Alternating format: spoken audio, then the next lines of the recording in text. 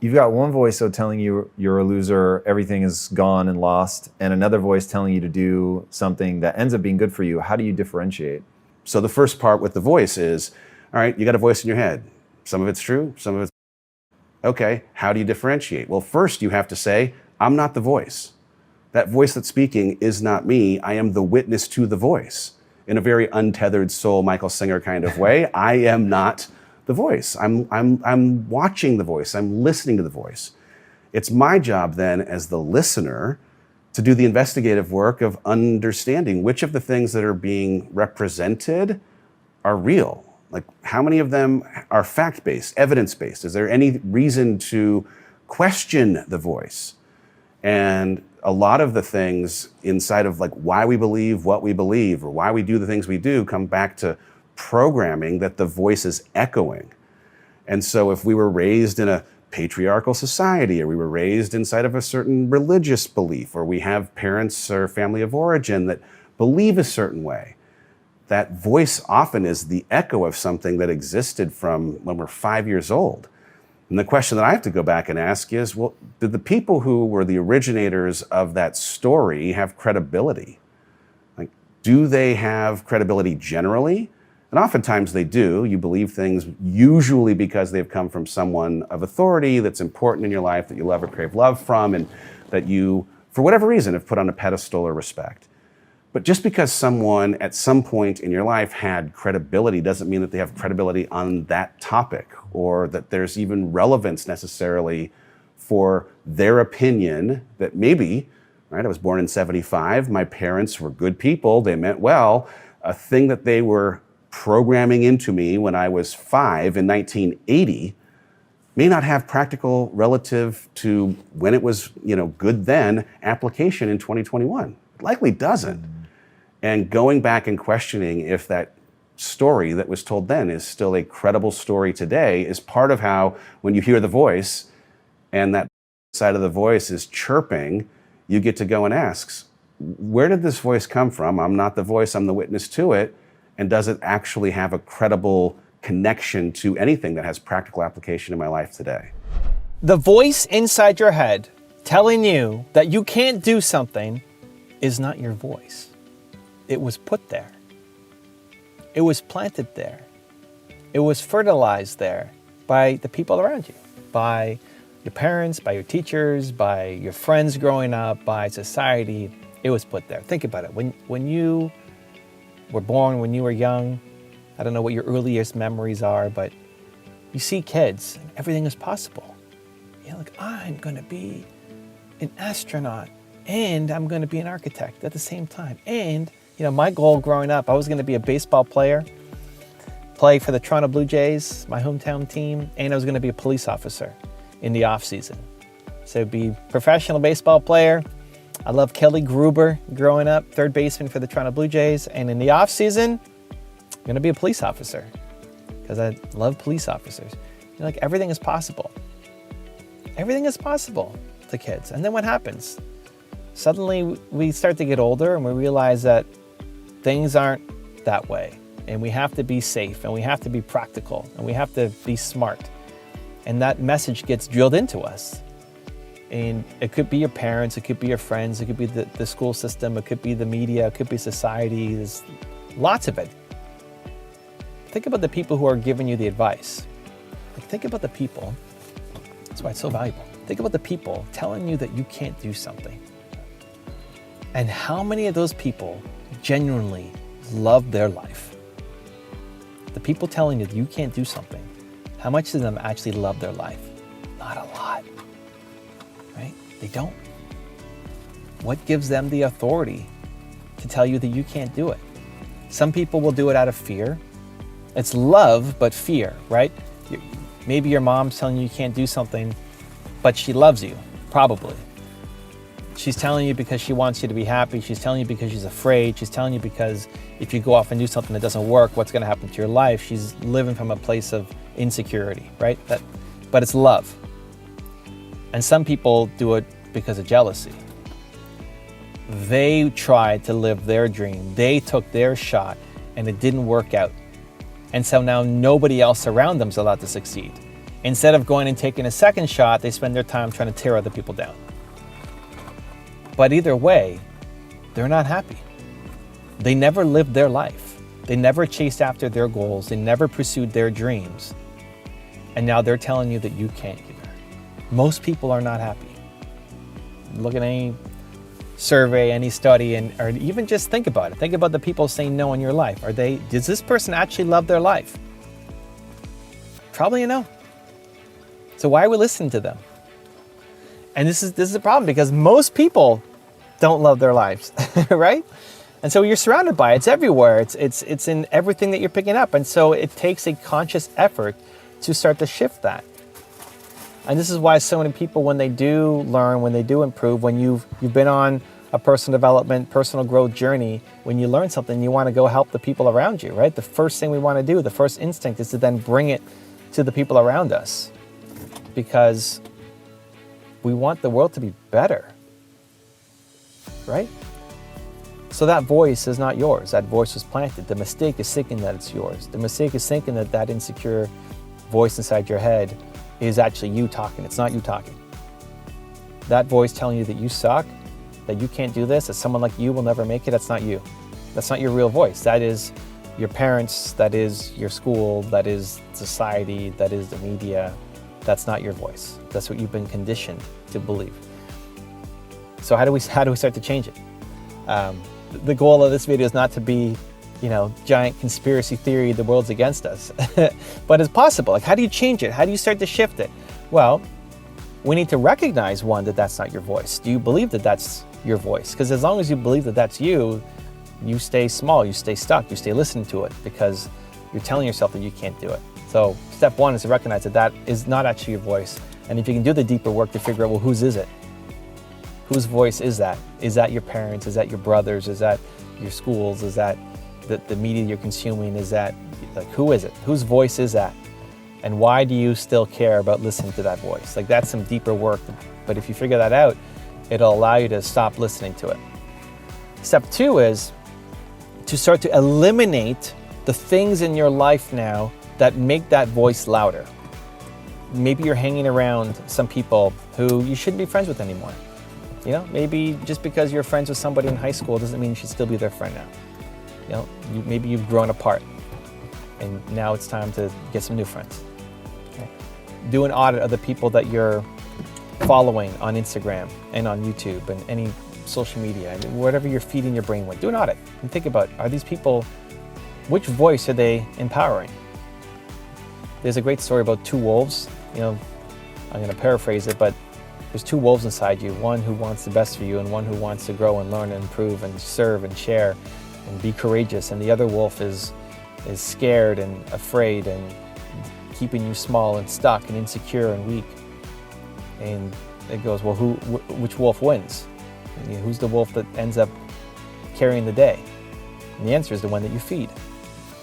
So if you feed the wolf all your insecurities and fears and doubts, then that wolf is going to win and you will be afraid and full of insecurities and doubts. And if you feed the wolf that makes you feel bold and courageous and powerful, then you will become that too.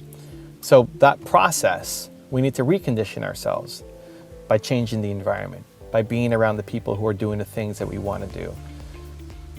So do that audit of the people you follow on YouTube and Instagram and how much of your time, here's the test, is when you walk away from a video, when you walk away from the app that you're on, do you feel better about yourself? Do you feel bolder, more courageous, more powerful?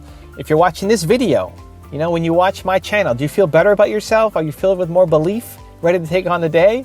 Yes? Great. Hey, I got more videos for you. Stay tuned. No? I sincerely apologize. Because that is not the goal. But then if that is happening, then yes, unsubscribe from me and go follow some other people. And same thing for all the people you follow on Instagram. How many of those people make you feel better? Do you leave your phone feeling better about yourself, more courageous, bold, ready to start the day, or did you just waste a whole bunch of time and feel worse about yourself? Great. Those people, unfollow them. Everybody who makes you feel that way, stop following them and replace them, because I guarantee you that if you look for the light, you'll find the light. It's a good one. If you look for the light, you'll find the light.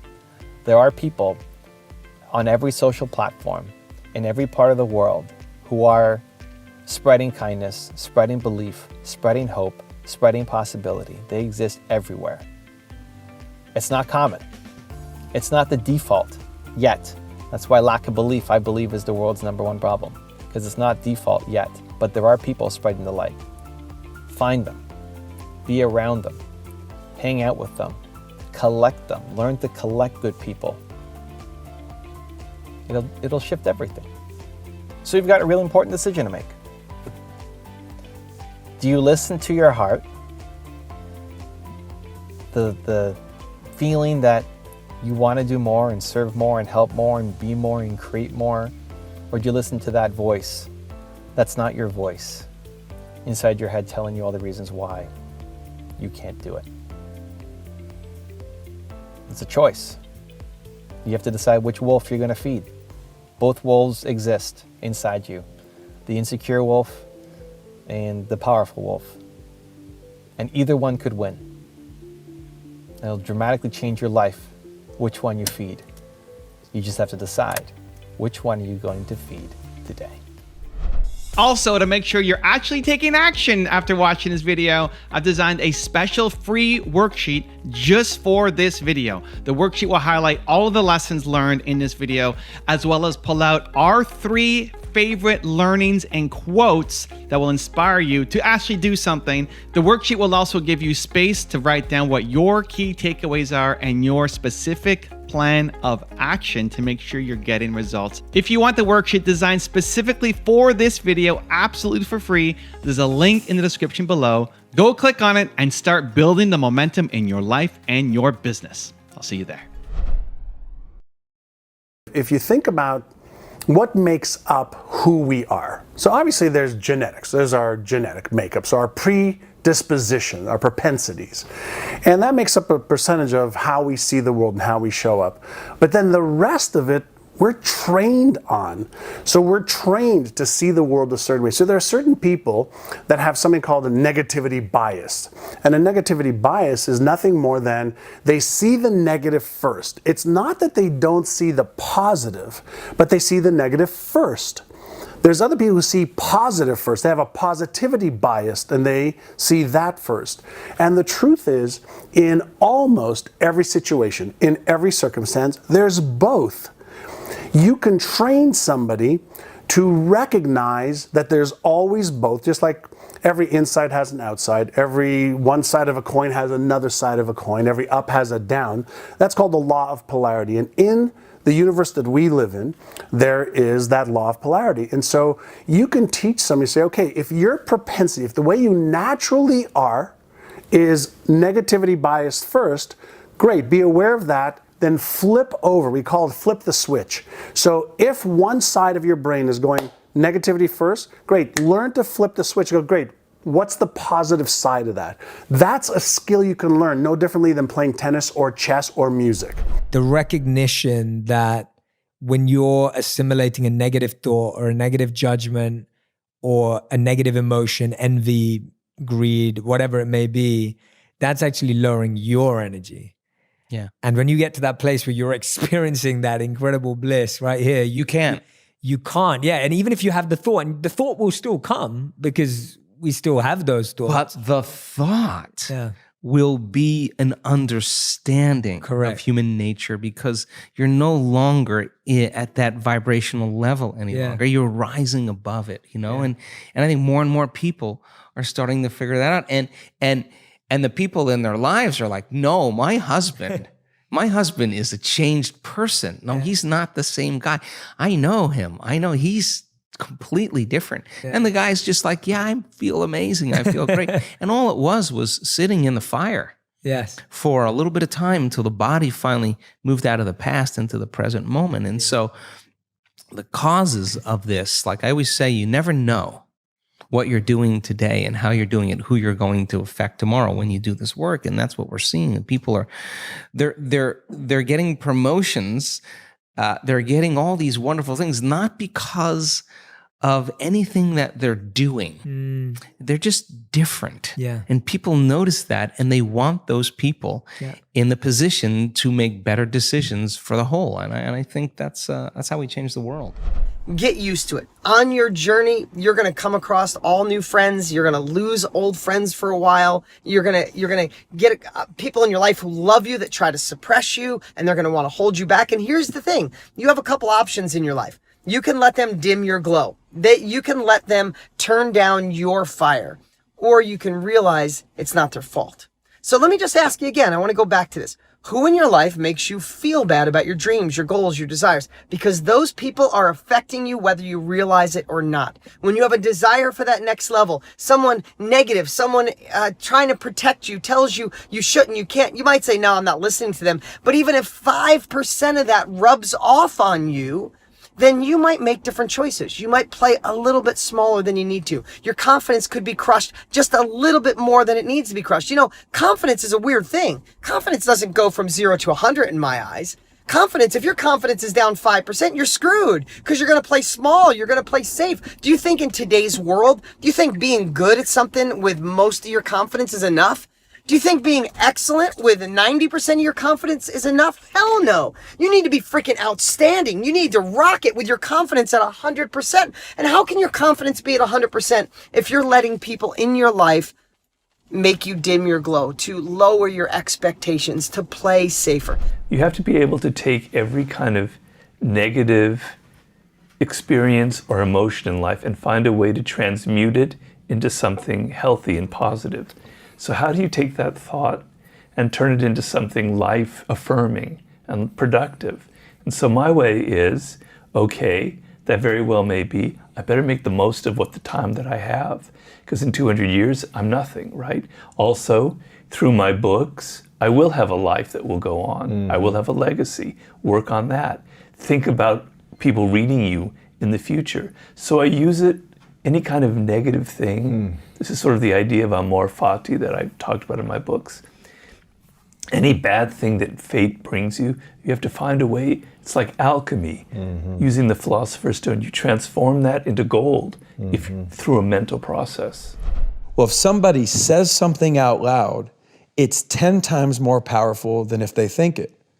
And then as we started to study the data, particularly data that was just reinforced by Christine Porath from Georgetown and Harvard, that negativity is a multiple of 4 to 7 times more powerful than positivity.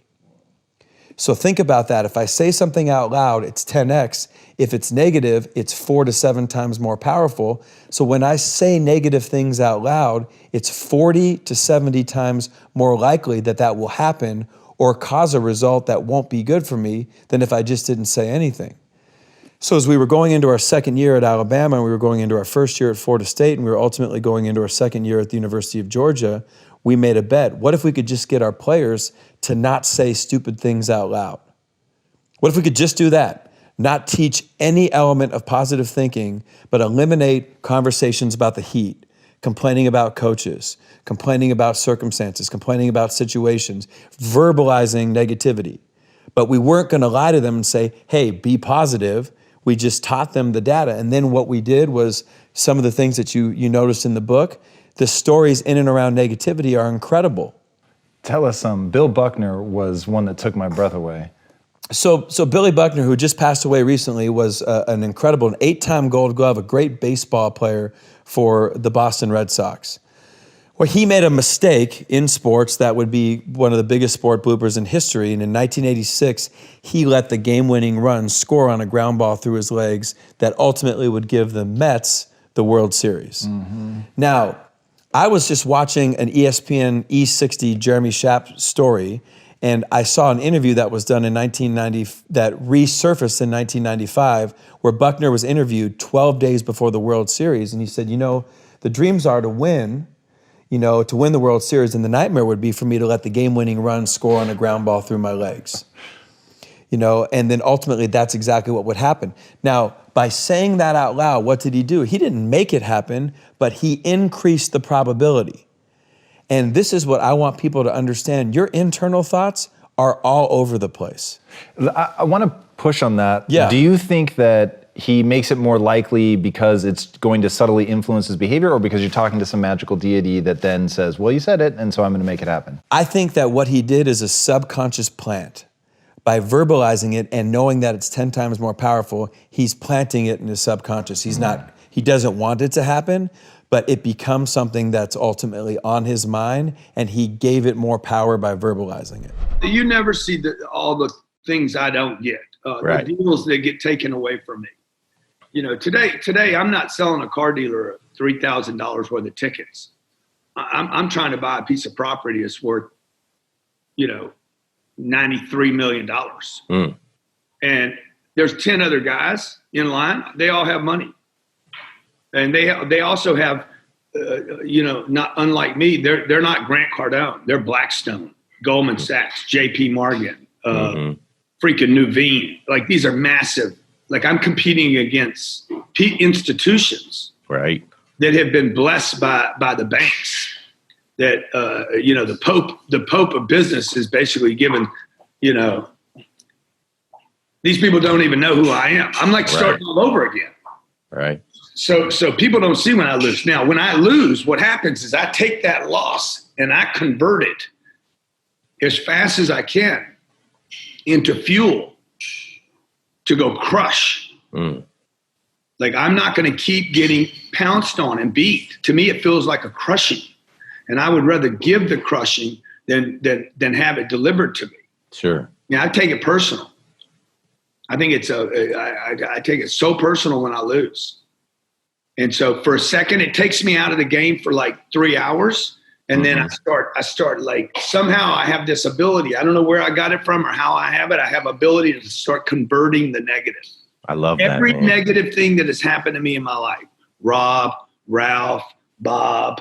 I'm thinking about people, right? Every one of them. The greatest, I would not be where I'm at if it were not for the ass whoopings I took, and the people that ripped me off, and the people that deceived me and cheated me, and because I converted it. One guy stole $9 million from me. I guarantee that guy's made me $100 million. Wow. Wake up with him every day. He's the reason. He is the guy. I've never said this before. He is the reason I decided to get on TV and billboards. Really? And everywhere on the internet. I said, I'm going to wake up. This is going to see me every day he wakes up.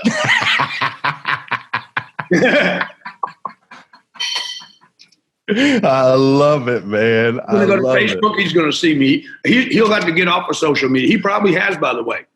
Right. Yeah, but now you're starting to hit him from the magazines and CNN and Fox. And you can't get away from it. You can't get away from it. Bang, bang, bang. I love it, man. Ran into the guy in La Jolla in San Diego. Him and his wife were down in San Diego. I walked right past him. I said, you're a piece of see this. Dude, I love that. So, convert that negativity into fuel. Yeah. To go out and crush. Into something positive, right? Yeah.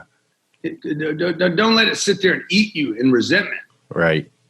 Convert it, because resentment and fear, these negative emotions have tremendous energy, tremendous fuel. It's just got to be converted. I feel like we give our toxic relationships and negativity so much energy. We're like for example, in your comment section on Instagram, for anyone who's on social media, for everyone who's on social media, you could pinpoint the one negative comment out of 100 positive comments. And we all do it. We amplify the negative, and you see it all the time. And we do the same in our lives, where we sit here talking about all the toxicity. And so for me, it's like, I can either spend all my energy trying to convince that one person to love me, or I can reply to the people that love me already, and they'll love me more because they already engaged with me, and they're going to feel so happy that I responded to them. And I think this is a great, simple tip for everyone who's listening, is just when you respond to positivity in your life, it just increases. When you respond to the negativity in your life, it just increases. And so trying to get someone to like you and defend yourself and control how they feel about you, it wastes and drains so much energy. And you could use all that energy for the people that love you. If you want to see the one-on-one I did recently with Dave Hollis, check it out right there next to me. I think you'll love it. Continue to believe, and I'll see you there. You can either have multiple good days in a row, or you can be an entrepreneur, but you can't have both. There's a limiting belief of some kind. There's someone who has told a story that you've decided to believe,